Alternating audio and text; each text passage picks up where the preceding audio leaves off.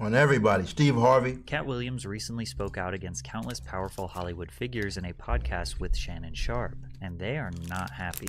What makes Katt's expose so dangerous is that tens of millions of people around the world believe he is telling the truth. This man is speaking against the evils of this world. Thank you, Katt Williams. This generation is hungry for the truth. Thank you, Katt, for speaking your truth. We absolutely believe you. They canceled me for talking about Harvey Weinstein before the thing came out, but he offered to suck my penis in front of all my people at my agency. Now, a lot of what Katt said in this podcast cannot be proven true or false, but because he is funny, a good storyteller, and most importantly, confident with his words, this allowed him to convince millions that he's telling the truth. Plus, we all know that celebrities don't often speak their true thoughts on the industry or politics out of fear of being canceled. However, some things he said are just straight up lies. I'm probably reading 3,000 books a year.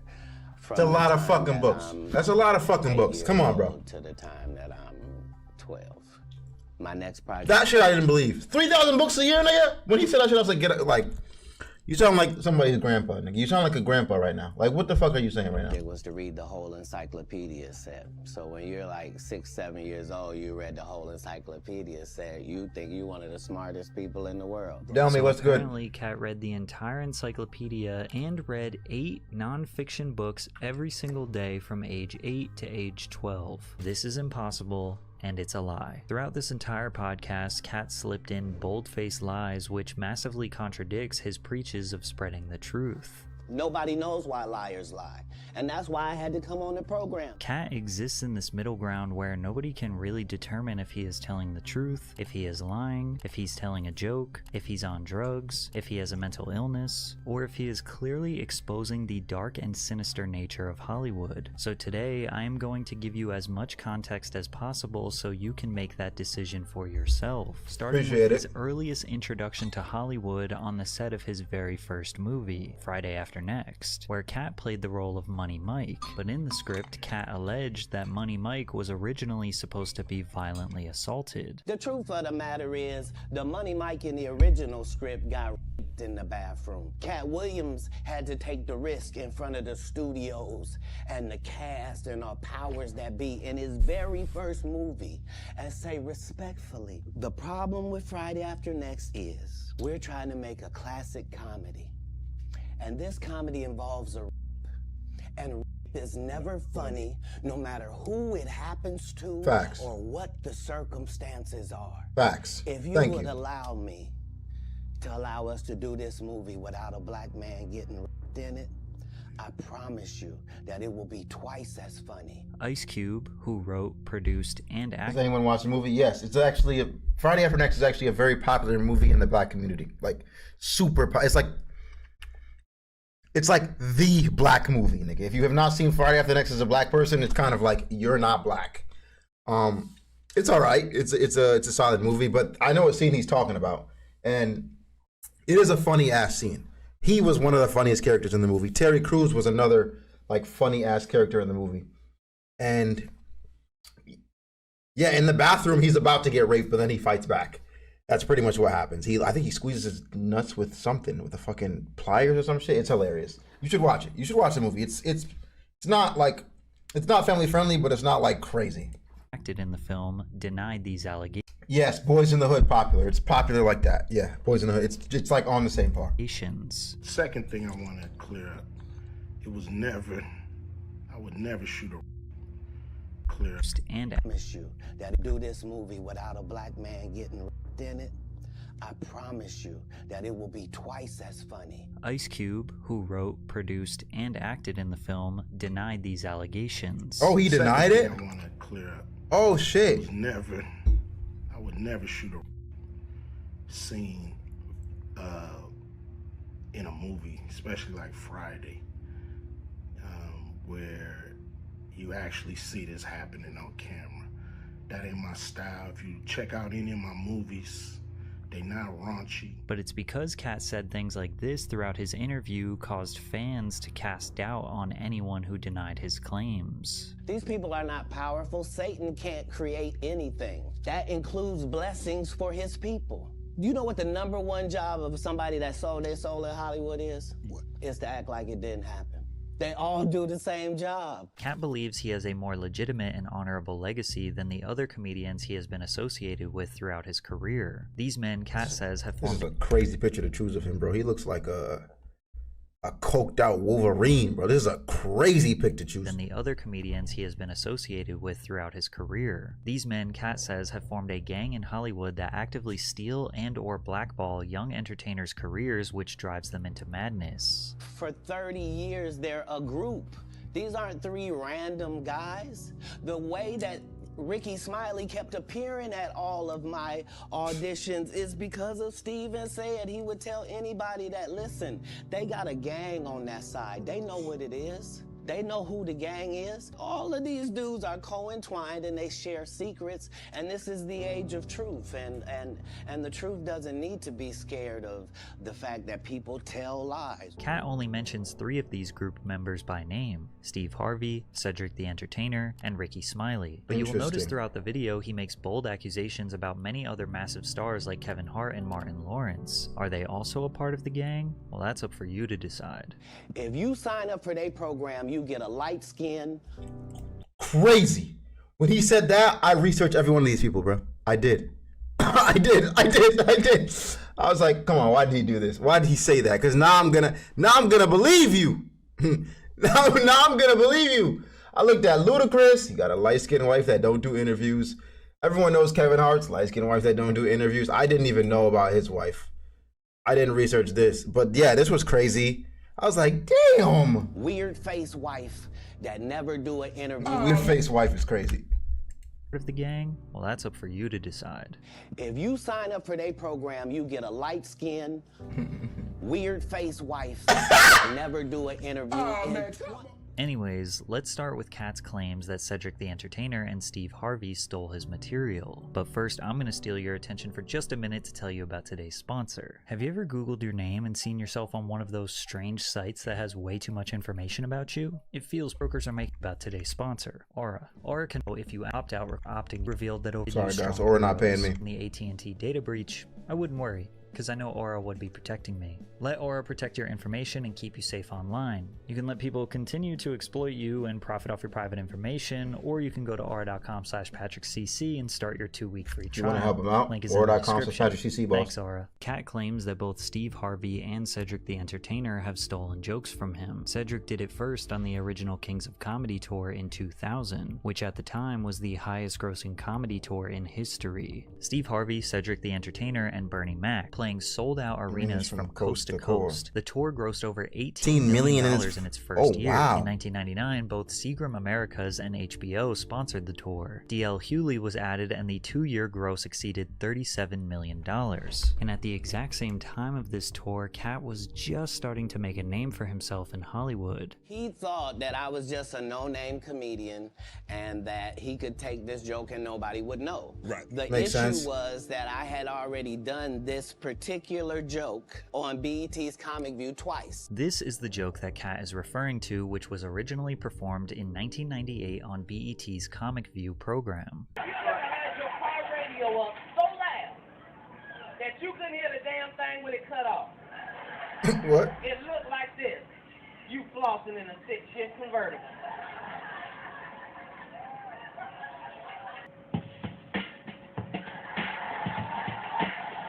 Using physical comedy, Katt mimics someone trying to assess why their car just broke down while the music is blasting. The alleged theft came from Cedric the Entertainer 2 years later on the original Kings of Comedy tour, which was in 2000. The premise of Did it Cedric's actually though? joke Let me was hear that it. white people are obsessed with the moon and space. He says black people are not, but if they gotta go to space, then they would drive the spaceship like this. We drive a space shuttle like it's a 72 deuce and a quarter. Nigga, we get us a cigarette, nigga, we be in a space shuttle, nigga, like it's a 72 deuce, nigga, we get us.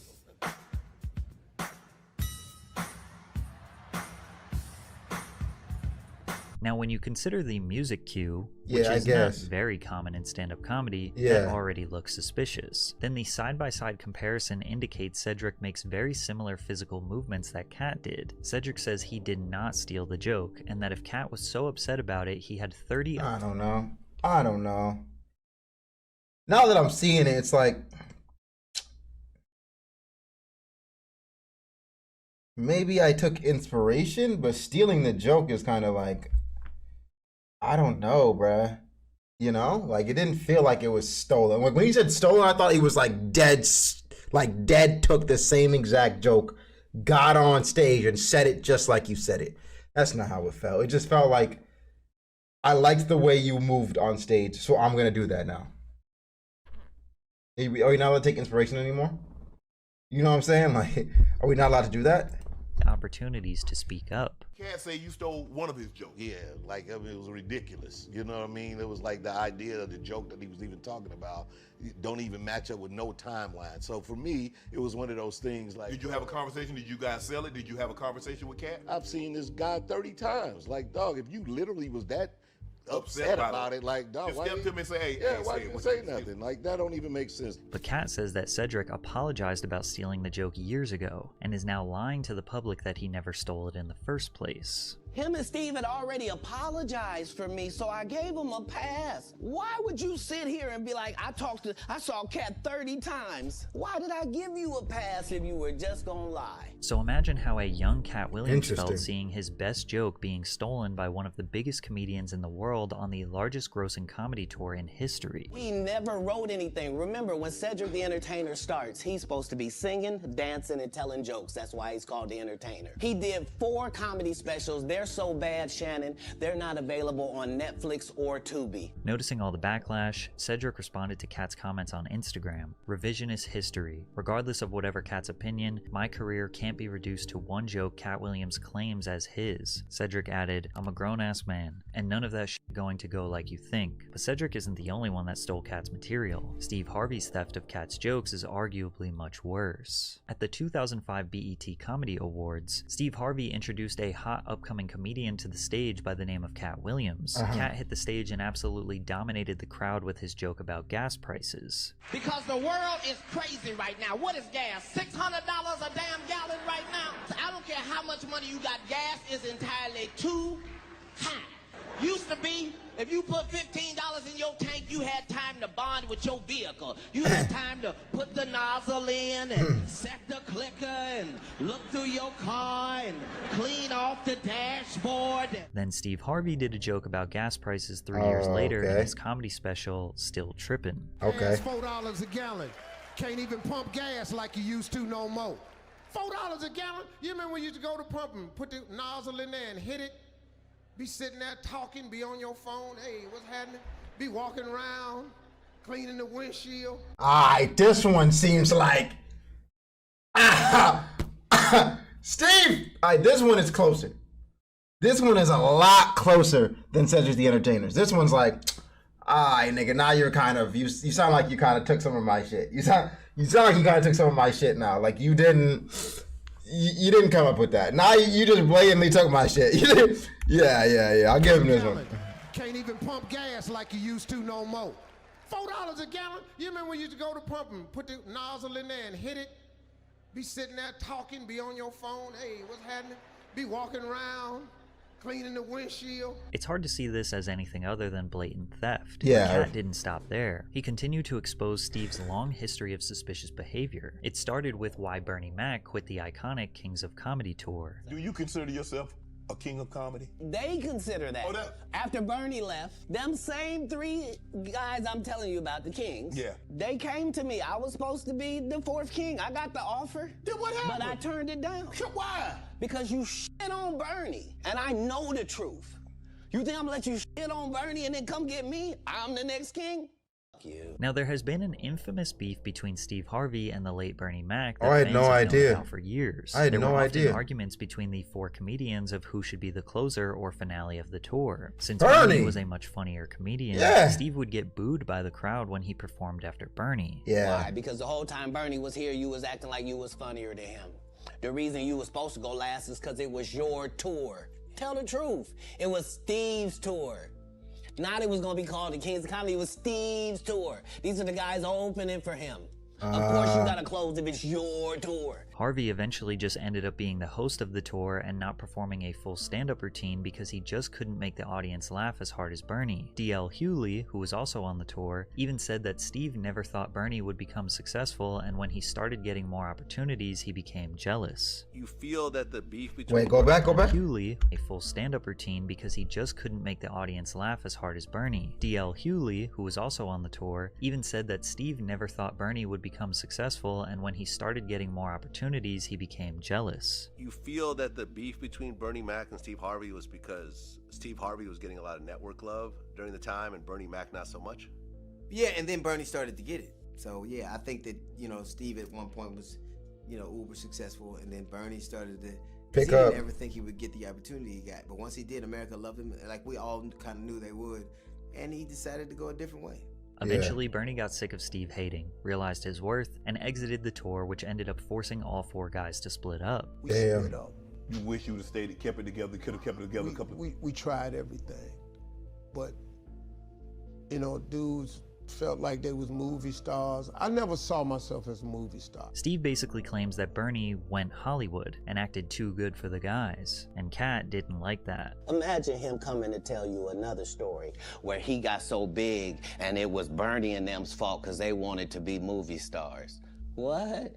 You called Ocean 11 to get that nigga's part. What do you mean you didn't want to be a movie star? Allegedly, Steve even called the producers for the heist comedy film Ocean's 11 to steal the role of Frank Catton from Bernie Mac. Ocean's 11 featured a star-studded cast, including George Clooney, Matt Damon, Brad Pitt, Julia Roberts, and Casey Affleck. These men here are beautiful, man. I'm feeling something inside of me. Among others. The film became a huge critical and commercial success, earning over $450 million at the worldwide box office. Oh, wow. Having a substantial role in a film of this... I've heard a lot about Ocean's 11, but I've never actually seen the movie still to this day. Still to this day, I haven't seen Ocean's 11, so I didn't know it grossed that much. Jesus Christ.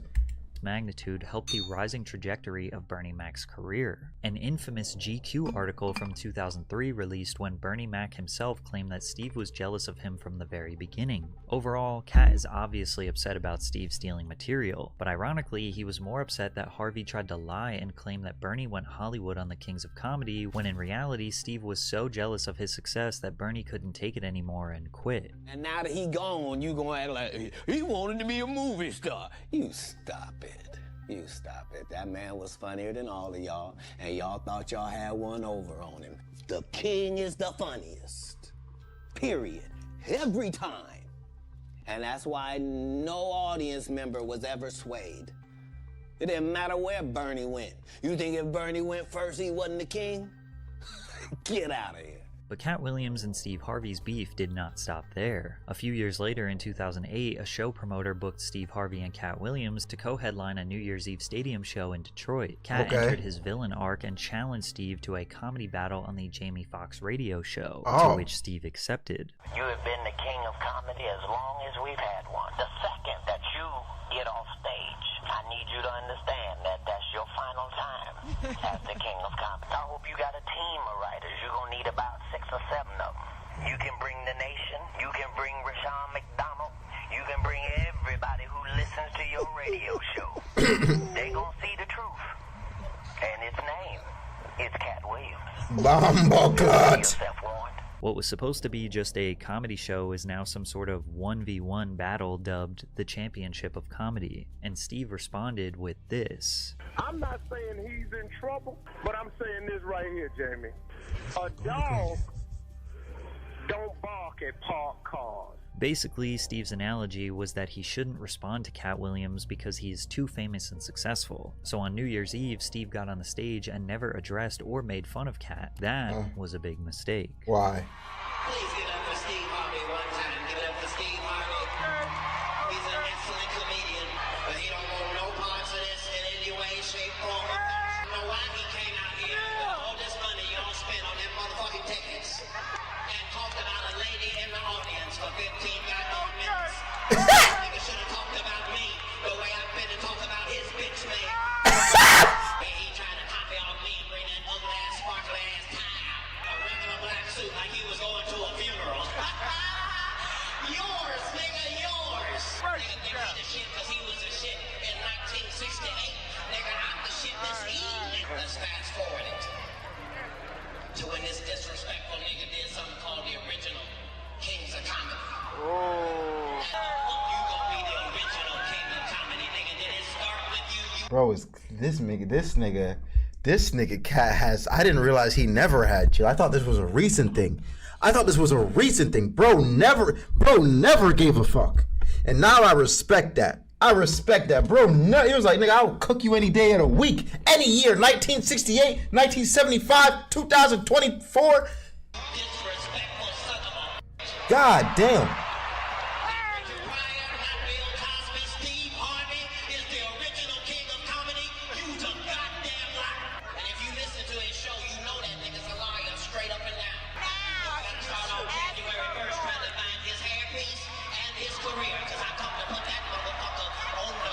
Katt absolutely embarrassed Steve. He claims this was the end of Harvey's career. Steve told you that he stopped doing stand-up because he had 7 TV shows. The only problem is when he stopped stand-up, he didn't have those 7 TV shows. He stopped stand-up because he got in a comedy battle called the Championship of Stand-Up Comedy with one Katt Williams in Detroit in front of 10,000 people and lost because Katt Williams said he was actually bald and that was a wig. And I went in, and that's why he couldn't do stand-up anymore.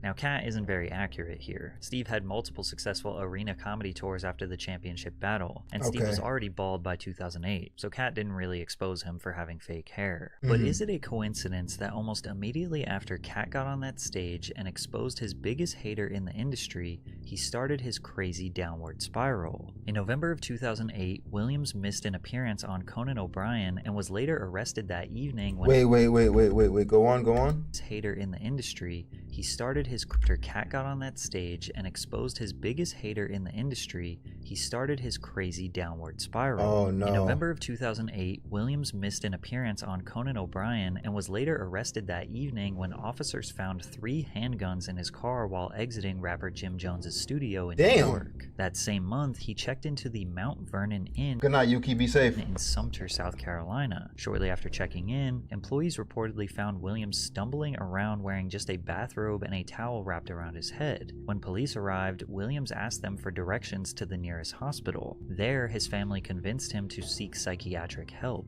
to which he was eventually hospitalized. He just said that he doesn't trust anyone anymore, that everyone has turned against him. He wasn't really coherent. Pretty much after this, Katt wasn't seen again until 2011. No stand-up performances, no movies, no TV. The only time he was talked about was when he was arrested. In November of 2010, authorities arrested Katt with burglary and criminal trespassing? After he allegedly stole $3,500 worth of coins and jewelry. He had a crowbar?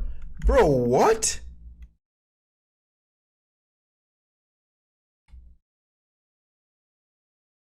The comedian broke into his home and stole items. Georgia, after he allegedly stole $3,500 worth of coins and jewelry. Things escalated in June of 2011 when he was arrested in connection with an alleged assault on a tractor driver. He supposedly conspired with 3 women who attacked the man in his tractor. In 2012, Williams returned to the comedy world with his 3rd HBO comedy special, Kattpocalypse. Unfortunately, with the spotlight back on him, Katt fell back into a dangerous cycle as the bizarre behavior continued. In October of 2012, Katt and comedian Faison Love got into a heated argument outside of a Hollywood Katt Williams club pulled a gun on him during a heated argument for a $50,000 debt that Katt owed Love. During the argument, Katt proceeded to pull a gun on Love that wasn't loaded. On November 9th, his former assistant, Melissa Shaig, claimed that he went into a rage and attacked her the month prior. Then police arrested Katt in Oakland, California on charges of suspicion of assault with a deadly weapon after he'd allegedly beaten an 18-year-old with a bottle. Damn! How did... Wow. This makes me look at the interview totally different because I didn't know any of this happened, like, at all. It always felt like... Let me not say that. He looks like the type of guy that would lose it easily. He just has that kind of vibe. But, like, when you see the interview, it's like, he just seems so calm and chill in the moment. And I hadn't really followed his actions, so I'm like, oh. and attacked her the month prior. Then police arrested Katt in Oakland, California on charges of suspicion of assault with a deadly weapon after he'd allegedly beaten an 18-year-old with a bottle. Allegedly. On November 16th at the Oracle Arena in California, Katt took the stage while having a total public meltdown. For 15 minutes, he seemed to be under the influence, rambling about nothing while taunting members of the audience. Well, give me 20, nigga, that's how much the album costs, fuck boy. But I bet if you can walk to your car, I can show your bitch a dick she'll enjoy. So why don't you take your ass on over there, nigga, before I can catch you. Or you can pull your bank out and I'll match you. But you ain't gonna do shit but get punched in the face. Then the audience began booing him.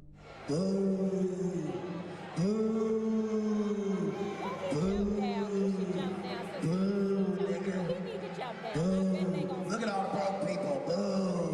Oh my God, he's going through it right now. He might be on something.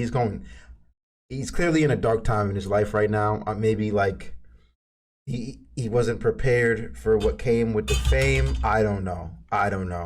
But he's clearly going through it. And I think sometimes this is why like Dave Chappelle walked away. I swear. He was like, when you get too much, something just happens. You know what I'm saying? If you're not ready for it. And he walked away, and obviously Dave Chappelle's ready for it now. Your breath smells like top ramen. Get the fuck out of here, nigga. I am like afraid to leave, and I'm afraid to stay. We know you ain't got no money. We see your outfit, nigga. Get the fuck out of here. Oh, broke ass nigga. Nah, he going through that angry phase. I feel him though. Sometimes, I guess it's that thing where it's like sometimes like when people are criticizing you, you handle it in a way of attacking. I know all too well. I've done it on stream a lot of times. I've calmed down a bit as my New Year's resolution was, let me not get mad so much at stupid shit. But I can, like, when he's saying it, I feel the words coming out of me. Like, I'm like, that's something I would say. You broke ass nigga, get the fuck out of here. 17th, 2012, Williams got involved in a police chase while driving his 3-wheeled motorcycle and failing to stop. Just a week later, Katt was arrested in Seattle, Washington after he allegedly got into a dispute at a bar in the South Lake Union neighborhood. His arrest came after he missed the first night of a planned 2-night performance at the Paramount Theater. That same month, he slapped a Target employee in Sacramento for no apparent reason, which was made fun of on late-night television shows like Conan O'Brien. Jesus! On December 28th, Williams was placed in handcuffs once again on child endangerment charges. Oh man, Kay, you cool, man? How you doing? I'm cooler than a fan, man. They took my children from me. Yeah, I mean, how terrible is that? Katt's criminal history does not even come close to stopping here, but I'm sure you all get the point. Yeah, the thing is, when you see the pictures of him going through, I guess it was that 2008, 2013, 14 phase, he does look like he's on something almost every single time. And it's funny because when he said I wasn't on nothing in the interview, I just took his word for it. I was like, you're right, bro. Sometimes niggas just eyes be red, you going through it. But now I'm like, it's funny how like, no matter like interviews and articles and just what people say can change your whole perception of them in just one moment. Like, I just took his word for it. Like, yeah, bro, you wouldn't be on drugs. You're right. Spiraling hard for years, seemingly strung out on drugs or at least experiencing manic episodes. The media called him crazy, a crackhead, and didn't believe anything he was saying since they wrote him off as a madman. But he says he was never under the influence. That's what he said, yeah. I am never under the influence of anything. I'm always in my right mind. I'm always a physical specimen, and when you see me, I'm much, much bigger than you had thought. I have far less play in me than you would like. There seems to be a pattern with comedians in the downward spiral. In 1990, Richard Pryor, who struggled with addictions to women and hard drugs, poured high-proof rum on himself and set himself on fire. His widow, Jennifer Lee Pryor, claimed it was a drug-induced attempt at ending everything. In 1997, Martin Lawrence was coming off the end of his hit sitcom, Yeah, I remember this. as well as starring in the blockbuster film Bad Boys. That year, Lawrence allegedly had a meltdown in Los Angeles where he ran into Ventura Boulevard with a gun and threatened tourists and random people. Sources claim Martin began taking psychotropic drugs and having violent outbursts on the set of his movie, a thin line between love and hate. Martin would continue his erratic behavior, getting arrested for gun possession and later going to rehab. Robin Williams openly spoke about his lifelong battle with addiction, alcoholism, and depression. Comedian Marc Maron has spoken publicly about having severe depression. Artie Lang and Jim Norton as well. John Belushi, Chris Farley, and Greg Giraldo all died of drug overdoses.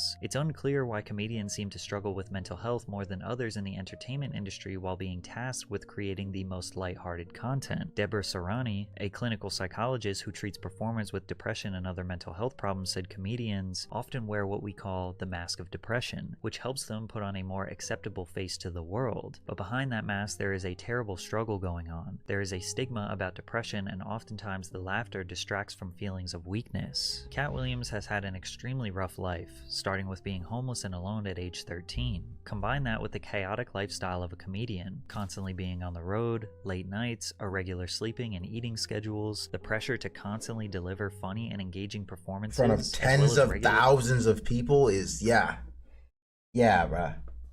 Fuck, bro. Fucking yeah. Like, shit. Dealing with hecklers and sometimes unresponsive audiences who make the job mentally taxing. And on top of all of that, add the potentially evil Hollywood gang that Katt says is actively trying to get him to compromise his morals. But when he refuses, they blackball him and run smear campaigns to call him crazy. That is a recipe that would make any man go mad. So the question is, was Katt trying to escape an evil industry, or was he actually a drug-induced madman? Martin tried to put me in my first dress. When he had to go on his hiatus, he tell me, Katt, when I come back, I need you. You my young partner, you my brother in comedy. When I come back, just promise me that my next movie, it'll be me and you. Go do what you gotta do. When you come back, I'm in your movie. Don't trip. I don't need to see the script or nothing. You know, we get in that office and this fool pull out Big Mama's House 2. Where this nigga want me to get in a dress with him. And I'm literally saying to everybody, why is he in a dress again? If it isn't obvious, Katt didn't want to wear the dress. Brandon T. Jackson would go on to portray Martin's son, Trent, in Big Mama's House, where the two go undercover at an all-girls performing arts school. Yeah. Unfortunately, years later, Jackson asserted that he did the project for money and was unaware of the repercussions it would have on his career. What is the repercussions of being in a dress? I seriously want to know this. Like, what's the problem of dressing up in a dress? What does it do? You know, like, is it that bad in Hollywood? Like, you're in a dress, boom, like, what the fuck? I thought we forget about it after that shit is over. Like, you're playing I feel like the audience is thinking it's just a part. You're just playing a part. We don't take it that fucking seriously. And on to the next shit. Looking gay? Who the fuck cares? Cross-dressing? Like, you're playing a part. We're just, like, we seeing you playing a part, and we're like, yeah, you played it pretty well. And we move the fuck on. Demasculation of the black man? That's interesting. That's an interesting one. That's an interesting take. Urban Logic, that's an interesting take indeed. I'm trying to think of some white niggas I've seen in dresses in movies, and it's hard to come up with it. So I'm thinking, like, damn. They feel like only black men get parts like that. And as you say it, I'm like, maybe you're right. I can't think of too many white men who were in dresses in movies, but it's also because maybe I haven't seen them.